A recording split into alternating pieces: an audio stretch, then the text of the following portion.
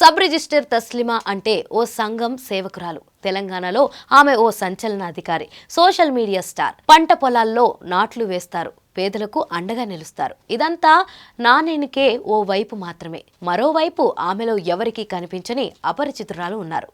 అవినీతికి అలవాటు పడి రిజిస్ట్రేషన్కు వచ్చే జనాల జేబులకు చిల్లు పెట్టే తసిల్మా గురించి ఎవరికీ తెలియదు. కానీ తప్పు ఎప్పటికీ దాగదు. అందుకే తసిల్మా కూడా లంచం తీసుకుంటూ రెడ్ హ్యాండెడ్గా దొరికిపోయారు. తసిల్మా ఎవరైనా లంచం తీసుకుంటే భద్రకాళిగా మారిపోతుంది. ఆదివారం రోజున కూలీ పని చేస్తుంది. కరోనా సమయంలో ఈవిడ గారు వెరీ ఫేమస్. ఇక సోషల్ మీడియాలో ఈవిడ గారు చేసే హడావిడి అంతా ఇంతా కాదు.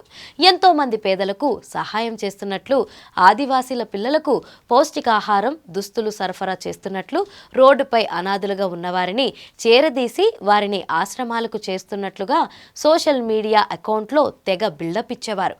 అలాంటి తసిల్మా ఇప్పుడు ఏసీబీకి చిక్కారు.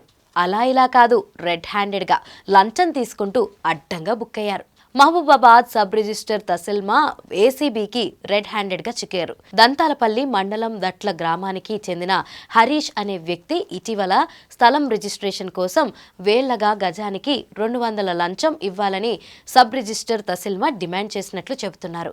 గజానికి 150 చొప్పున బేరం కుదుర్చుకుని ఏసీబీని ఆశ్రయించాడు హరీష్. ఆమెకి డబ్బులిస్తుండగా రెడ్ హ్యాండెడ్గా ఏసీబీ అధికారులు పట్టుకున్నారు.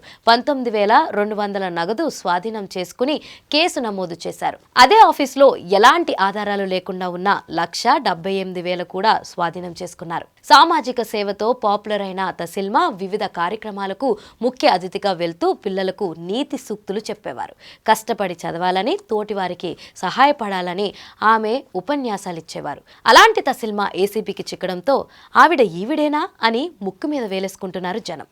సామాజిక సేవకురాలుగా సోషల్ మీడియాలో పాపులర్ అయిన తసిల్మా ఇప్పుడు అంతకంటే సెన్సేషన్ వార్తగా మారిపోయారు.